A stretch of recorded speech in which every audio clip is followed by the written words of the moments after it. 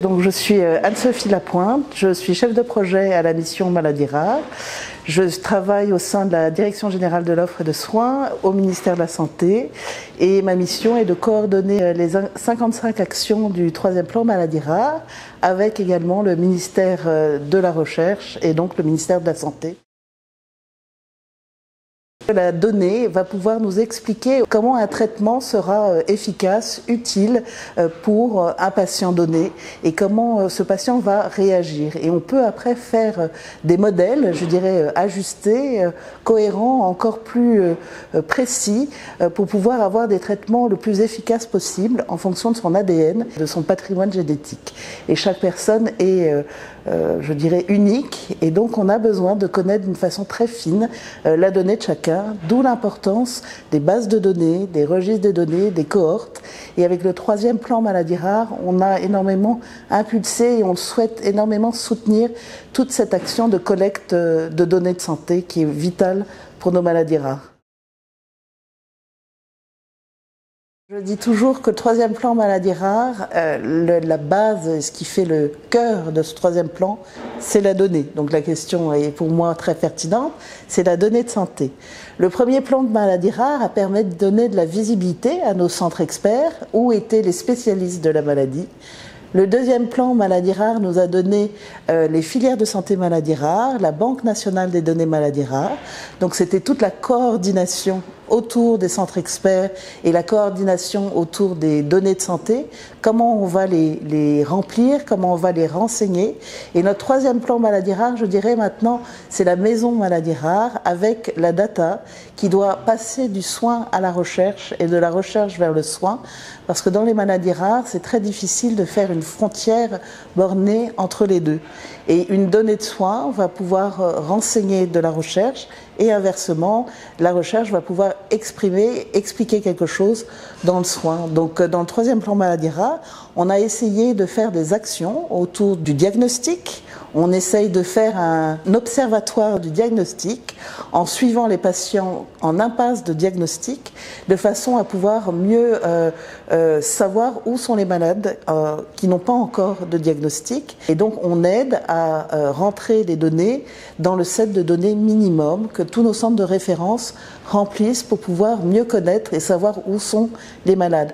Et c'est très important aussi pour la recherche clinique, parce qu'un des enjeux pour les maladies rares, c'est de savoir où sont les malades pour le recrutement, pour les essais cliniques. Et c'est quelque chose d'indispensable pour arriver jusqu'au traitement.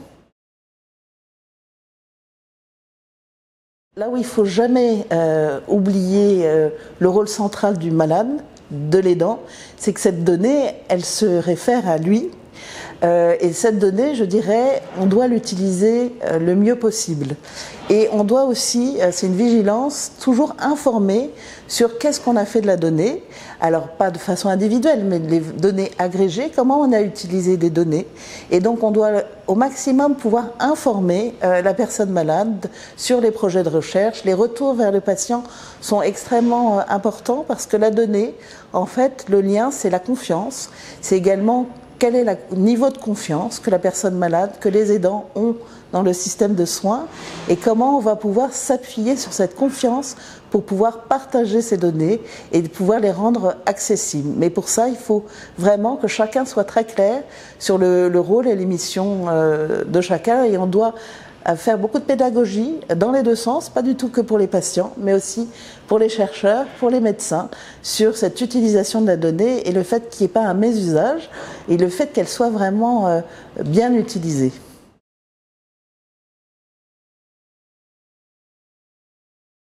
Je crois qu'un des enjeux majeurs pour les années futures va être la territorialité. C'est-à-dire qu'il faut pouvoir rejoindre le malade là où il habite, pas le concentrer dans les grandes villes. Et c'est-à-dire comment on organise cette collecte des données aussi au plus près de là où est la personne malade, là où sont les aidants. Et on a soutenu dans le 3e plan Maladies rares et clairement, je pense que ce soutien devra continuer dans le 4e plan, des nouvelles plateformes d'expertise maladies rares. Il y en a maintenant 19 sur le territoire national et 4 en Outre-mer. Et c'est important dans les établissements de pouvoir s'appuyer sur ces plateformes d'expertise maladies rares aussi pour soutenir la collecte des données. Et puis, dans les territoires, je vais être beaucoup plus large, l'autre enjeu, c'est l'Europe. On a été très en avance en France, on est le seul pays européen à être son 3e plan maladies rares et donc on souhaite se positionner aussi très fortement au niveau du partage des données à l'échelle européenne. Parce que pour les maladies rares, pour pouvoir évaluer un traitement et même pour nos payeurs, et c'est-à-dire pour la sécurité sociale, etc., quand on va faire un remboursement d'un médicament, on a besoin de savoir quel est le bénéfice du traitement, qu'est-ce qu'il apporte vraiment, et plus on aura une collecte de données qui sera à l'échelle européenne, plus on pourra renseigner des données sur une maladie beaucoup plus complète et on aura des réponses à des questions qu'on a encore maintenant et qu'on aura encore demain. Il n'y a que 5% de traitements directement indiqués pour les maladies rares, mais il reste encore 95%, je dirais, de médicaments à trouver pour ces maladies rares. Donc il y a un enjeu très important et je crois que la personne malade, sa famille, a vraiment conscience de cette urgence. Donc cette donnée, ils savent qu'il faut la partager. Cette donnée, il faut qu'elle soit utilisée et c'est là où il y a une responsabilité. Je parlais de confiance tout à l'heure. Il y a une responsabilité du médecin et du chercheur pour ne pas faire un mésusage, mais il n'y a pas de raison qu'il fasse un mésusage.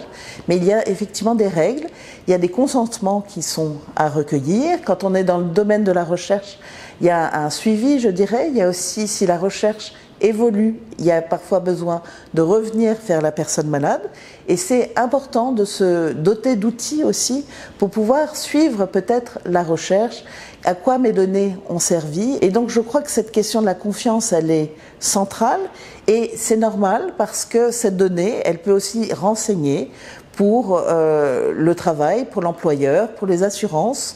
Et donc, elle est de la sphère intime aussi. Elle correspond à une information qui est sur la maladie, sur une maladie.